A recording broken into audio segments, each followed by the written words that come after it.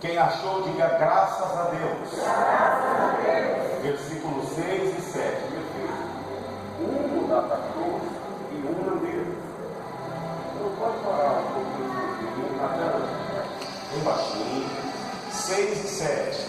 Você quer cuidar do ministério dele, você quer cuidar do seu. Glória a Deus. Capítulo 6, versículos 6 e 7. Diz assim o texto sagrado. 6.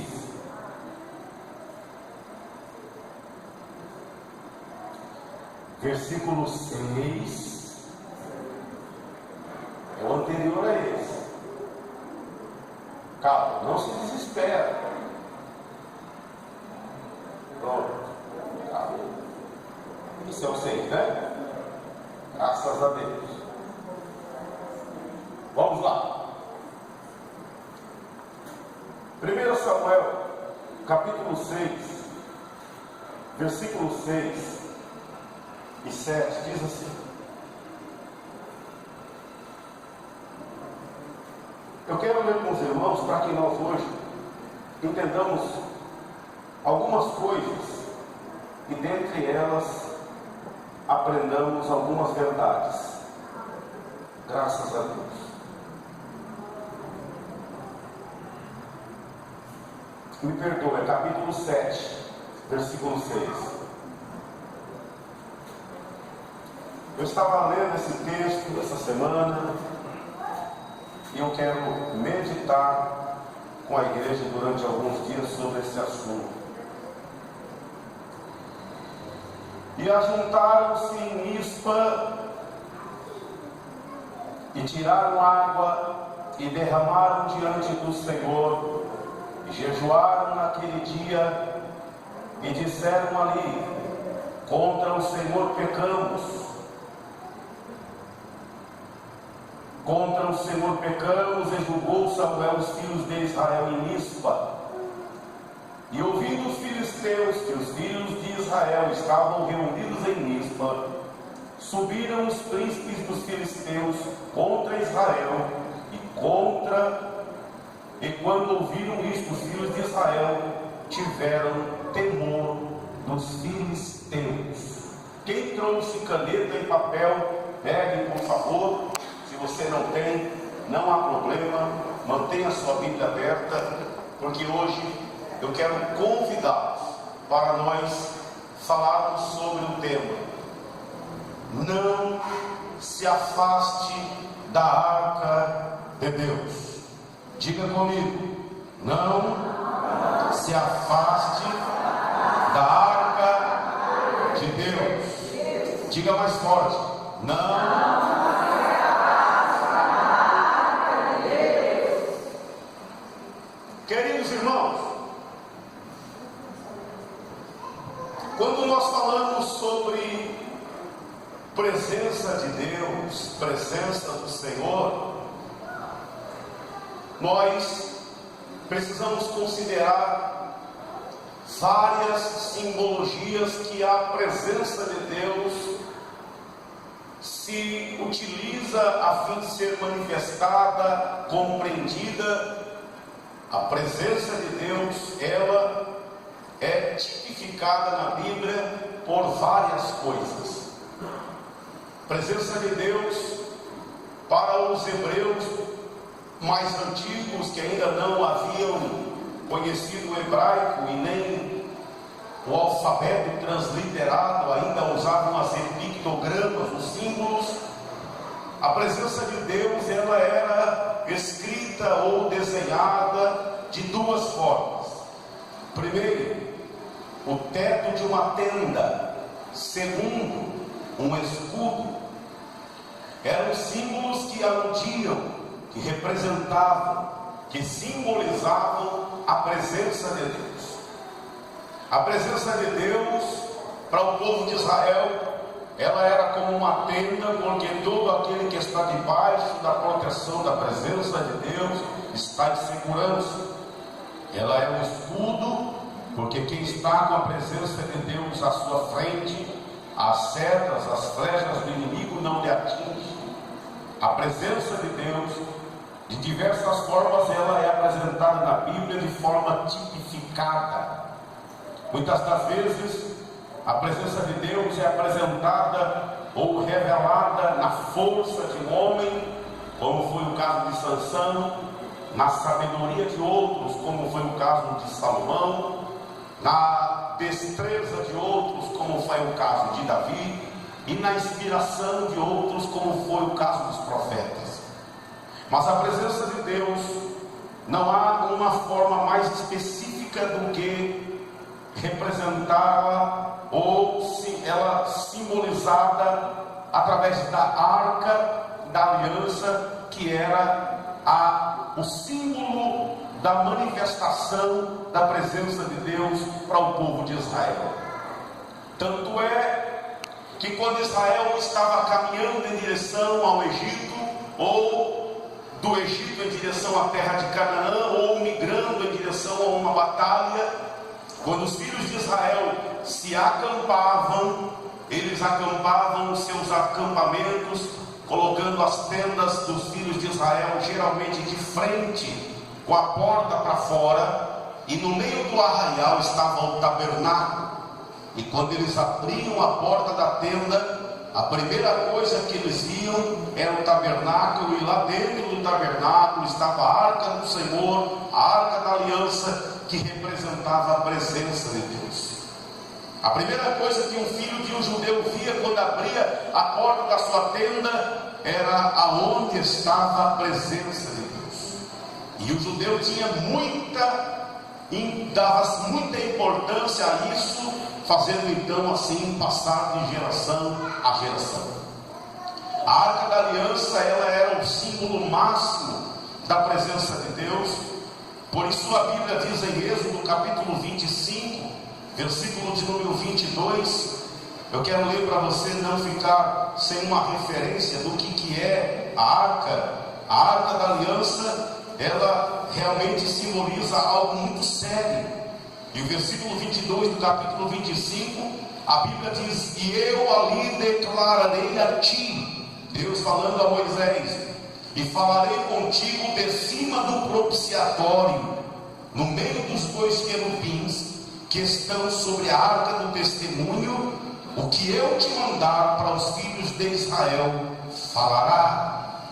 A presença de Deus, simbolizada pela arca, era algo tão sério que Deus instituiu a Moisés que mantivesse a arca numa posição, e Deus falaria de cima da tampa da arca, no sangue do animal degolado, no meio dos dois querubins de ouro, ambos olhando um para o outro. A voz de Deus bradaria do meio daquela arca, de cima daquela tampa, falando com Moisés, a fim de que ele falasse com o seu povo. A arca da aliança, meus irmãos, ela era o objeto que representava a presença de Deus. E a única coisa que Deus exigia do seu povo é que o seu povo valorizasse, reconhecesse, zelasse, tivesse cuidado em estar próximo de onde Deus fala, de onde Deus está, de onde a presença de Deus se manifesta. No caso, no Santo dos Santos, onde estava a arca, ou em volta do átrio interior, no átrio exterior, onde a presença do Senhor estava. O que estava dentro da arca era algo muito significativo. Dentro da arca, que era a arca de madeira de acácia. E o específico da arca da aliança, irmã, é que a arca é construída de madeira de acácia. E a madeira de acácia, todos sabemos que não há uma habilidade, não há quem tenha tanta habilidade de marcenaria que consiga trabalhar com a madeira de acácia. Porque a madeira de acácia, ela é uma madeira toda cheia de nós, é uma madeira que não tem uma qualidade muito boa, ela não dá um acabamento perfeito como outras madeiras, ela é toda ondulada. Então Deus escolhe a madeira de acácia, porque segundo os teólogos contemporâneos, a madeira de acácia simboliza a natureza do homem, que é toda torta, que é toda cheia de defeito, que é toda cheia de impureza. E por mais que Deus trabalhe em nós, continuamos tendo defeito, continuamos tendo atitudes tortas, continuamos tendo atitudes impuras, porque somos a madeira de acácia. Mas Deus dá uma ordem a Moisés, que era para pegar aquela madeira de acácia, que não era uma madeira de fácil acabamento, e era para cobrir a madeira com ouro batido 7 vezes no fogo. Repare para você perceber que Deus é tão glorioso, meu irmão e minha irmã, que quando nos escolheu, Ele sabia que tínhamos defeito, Ele sabia que não éramos perfeitos, que nós temos uma natureza toda torta, mas Ele resolveu colocar o seu ouro. Ele resolveu colocar o ouro fala da presença do Espírito Santo, para tapar as nossas impurezas, para não deixar aparecer a nossa vergonha, para cobrir-nos de majestade. E assim os teólogos entendem que a madeira de acácia representa a natureza pecaminosa do homem, e o ouro batido 7 vezes no fogo representa a grandeza de Deus. É a madeira imperfeita coberta pela grandeza do Deus eterno. É por isso que Deus te escolheu. Uma madeira toda torta, que não dava acabamento. Aí Deus disse: eu vou escolher e eu vou trabalhar, porque Ele é o carpinteiro que consegue trabalhar em qualquer madeira. E Ele então faz isso, escolhe a madeira de acácia, reveste de ouro batido, refinado 7 vezes, cobre, e diz para Moisés: agora você vai colocar aí dentro 3 elementos. Primeiro, as tábuas da lei. Alguns dizem que não era mais a verdadeira, porque a verdadeira Moisés havia quebrado. Nós não vamos ter tempo e nem campo teológico para explanar esta expressão, porque os textos são variantes, mas dentro da arca havia sim os exemplos da tábua da lei. Havia também um pote de ouro com uma porção do maná, e também a vara que Arão havia usado quando Deus havia lhe escolhido. O que Deus está dizendo sobre isso quando coloca esses 3 elementos dentro da arca? Primeiro, as tábuas da lei representam a palavra. Não dá para dizer que estamos nos aproximando da presença de Deus e não temos nenhum ardor, nenhuma paixão, nenhum sentimento para a palavra. Quem quer a presença de Deus, não dá para viver desassociado da palavra, não dá para viver distanciado da palavra, não dá para conseguir desconectar. A presença de Deus é desconectável, é indesconectável da palavra, não tem como desassociar. Onde tem palavra de Deus, tem que ter presença de Deus, e onde tem presença de Deus é porque tem a palavra de Deus. Nós estamos vendo um monte de coisas acontecendo, e nem todos esses movimentos têm origem bíblica, têm origem na palavra de Deus, porque aonde a presença de Deus está de verdade, a palavra de Deus, ela tem prioridade, ela tem primazia. E repare para você ver, irmã Cidali, que Deus não disse para Moisés: deixa a tábua encostada de um lado, deixa a tábua colocada encostada no canto. Não, a tábua da lei tinha que ficar dentro. Por quê? Porque tudo que está envolvido com a presença de Deus, a palavra tem que estar no meio. Tem que haver uma mistura com as coisas que têm origem na palavra. Glória seja dada ao Senhor. Então dentro da arca havia as tábuas da lei que Deus havia dado ao seu povo. Deus então também separa uma porção do maná. Por que Deus pede para ser colocada ali uma porção do maná? Porque a porção do maná fala da providência de Deus. Ou seja, quem está perto da presença de Deus também sempre vai desfrutar da providência de Deus. Quem está perto da presença de Deus também sempre vai desfrutar da provisão de Deus. Ele é o Jeová Jireh, meu irmão. Ele é o Deus da provisão, Ele é o Deus da providência.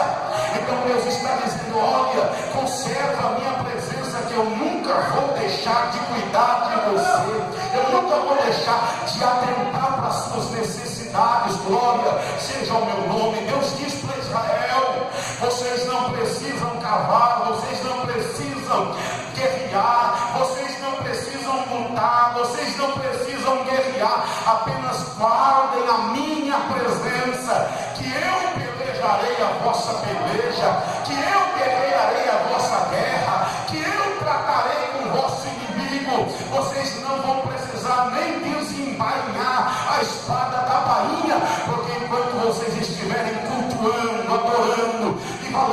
a minha presença, eu estarei trabalhando por causa de vocês. Glorificar, você pode glorificar a Deus agora. Aleluia, glória a Deus. Dentro da arca também havia uma vara, a vara que Arão havia usado e Deus havia mostrado. A vara fala do que? Fala da escolha, fala do poder de Deus, fala da manifestação de Deus, fala da autoridade de Deus. Ou seja, a presença de Deus também vem acompanhada do poder de Deus, da manifestação de Deus, da graça de Deus. Glória seja ao Senhor. Então Deus está dizendo ao seu povo: olha, eu estou representado.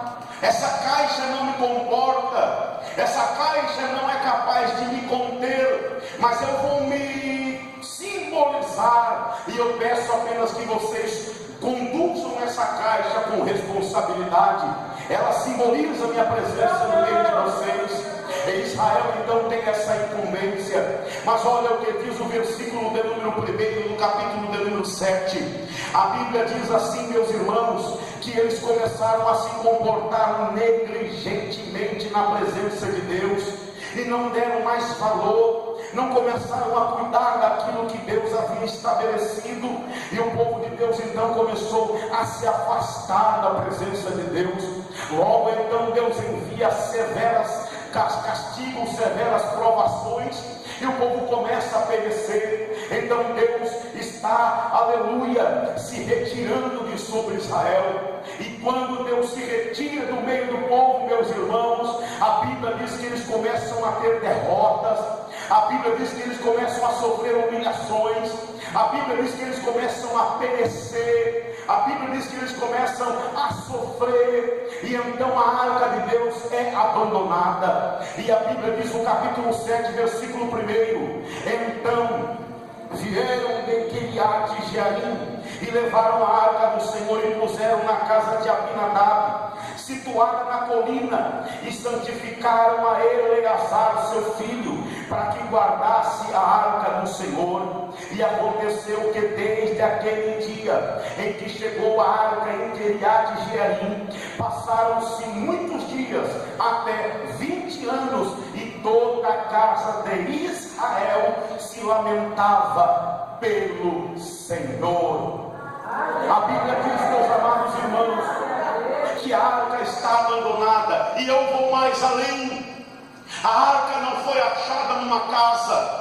O Salmo 132, eu quero ler para você ver o Salmo 132, versículo de número 5, verso, ou melhor dizendo, de número 5 do Salmo 132, ou seja, verso de número 6. Olha o que diz: eis que em Efrata ouvimos dela. Dela quem? Da arca. Eis que ouvimos falar da arca em Efrata, e a achamos no campo do bosque. O salmista Davi está escrevendo que a arca, que era para ser conduzida com amor, com zelo, agora foi achada num campo, agora foi achada num bosque, totalmente desprezada, totalmente ignorada, totalmente desconsiderada. E ela então foi abandonada num bosque, foi abandonada num campo. Foi assim que a arca foi achada. À medida que a arca foi achada, meus irmãos, ela então foi colocada na casa de Abinadab. Davi precisa levar a arca de volta para Jerusalém, mas ele precisa ter cuidado para conduzir a arca, porque não se conduz a arca de qualquer maneira. Então ele diz: olha, já que eu não tenho condições de levá-la agora, eu vou deixar aqui. E ela fica então na casa de um homem chamado Abinadab. Segundo os relatos bíblicos, meus amados irmãos, a arca ficou perdida por aproximadamente 70 anos.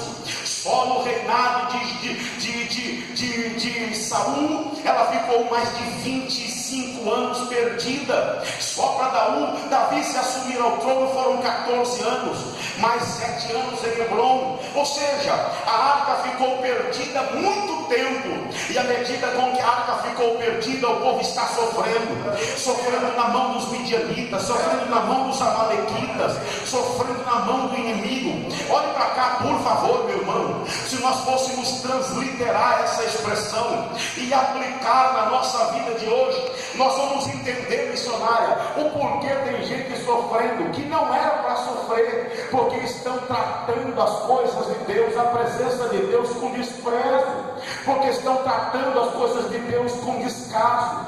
O que Deus queria de Israel é o que Deus quer na igreja de hoje.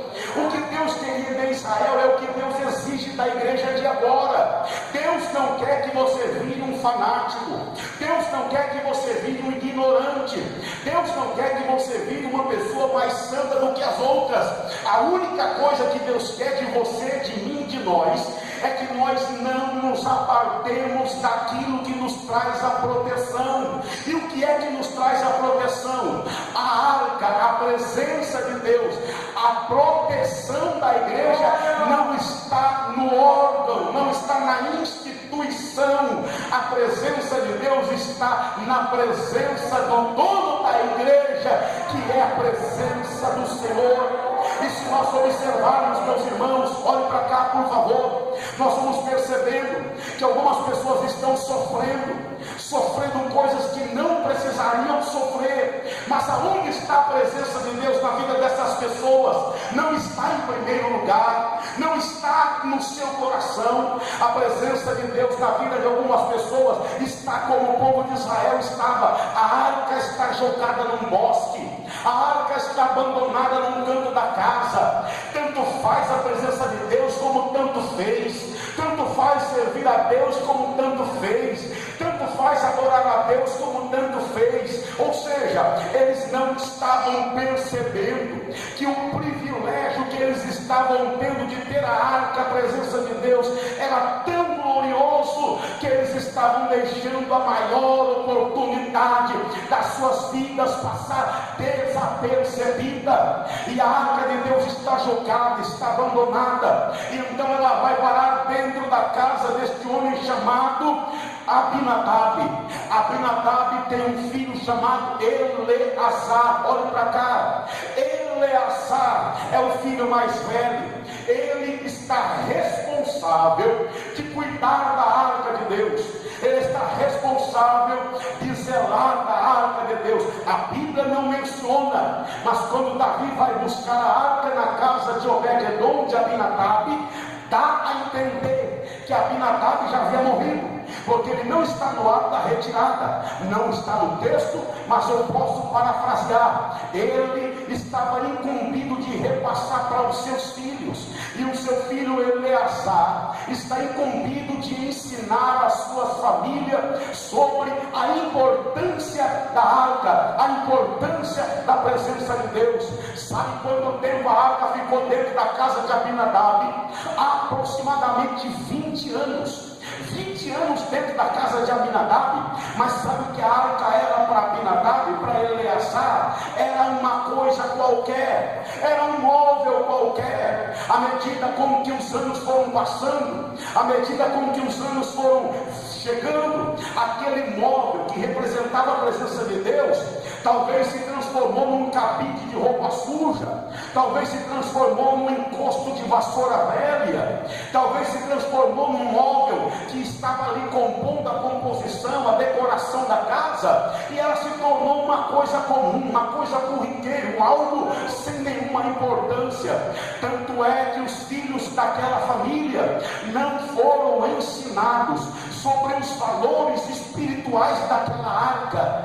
Os filhos que foram crescendo não aprenderam a honrar aquela arca, passavam perto daquela arca e não aprenderam nada sobre a presença de Deus, sobre a palavra de Deus, sobre a provisão de Deus. E o que é que eu aprendo com isso aqui, meu irmão, minha irmã? Por favor, me escute agora. O que é que eu aprendo? A presença de Deus dentro da nossa casa, ela precisa ser compartilhada com aqueles que estão debaixo do nosso teto. Você tem que passar para todos que estão debaixo do teu teto a importância da presença de Deus.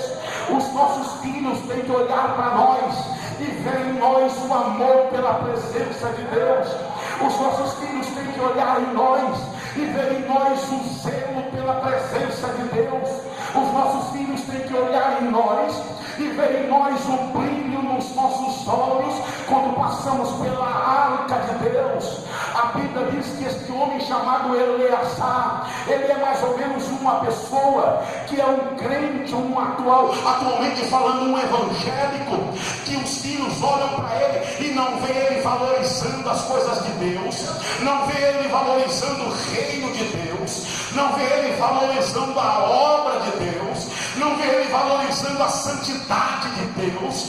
Ou seja, o melhor exemplo para a tua família não está na rua, está dentro da tua casa. Se o teu filho não te vê orando, ele não vai aprender a orar. Se teu filho não te vê jejuando, ele não vai aprender a jejuar. Se teu filho te vê desprezando a Deus, falando mal das coisas de Deus, se você passa perto da arca da presença de Deus e você só tem palavras negativas, não pense que o teu filho vai aprender na internet.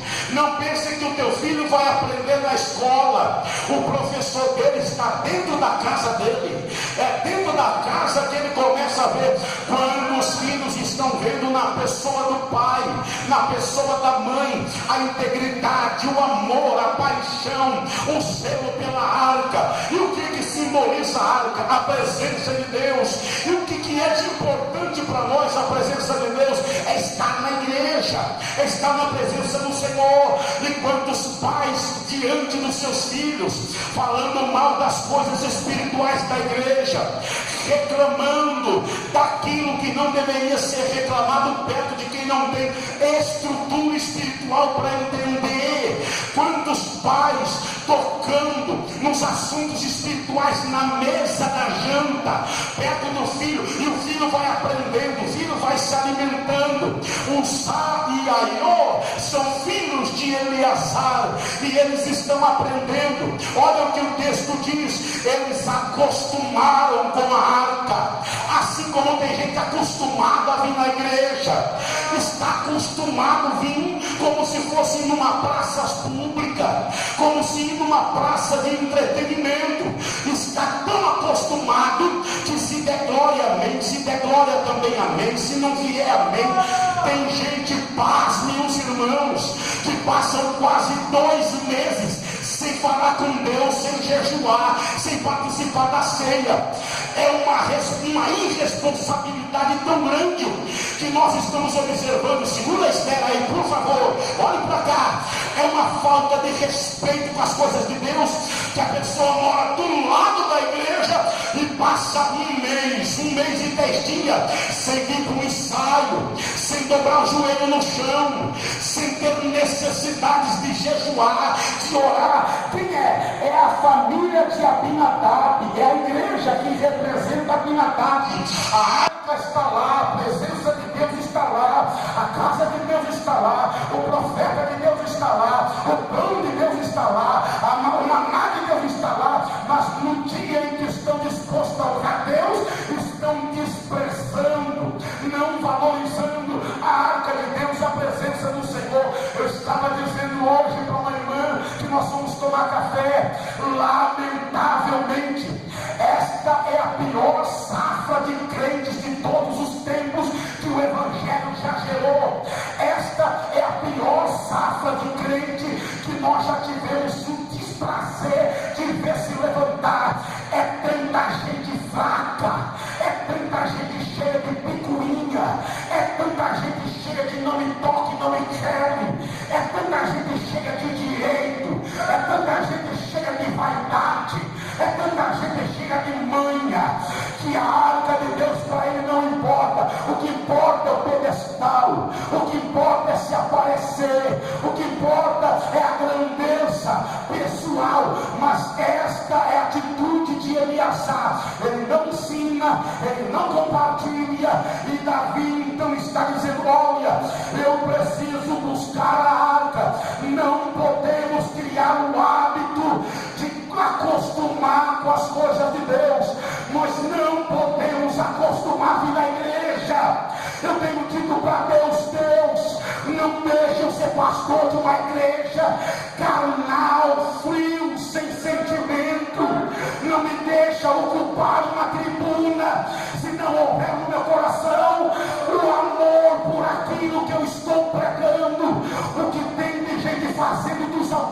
pessoais, uma plataforma de troca de favores.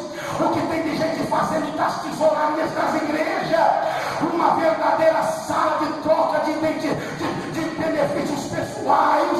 A arca, a presença de Deus já está longe, mas Deus estava dizendo para Davi: você vai lá buscar a arca. E quando chegou lá para tirar a arca da casa de Abinadab é velho, os filhos têm que ajudar, e a Bíblia diz, olha por favor, a Bíblia diz que quando a arca vai sair,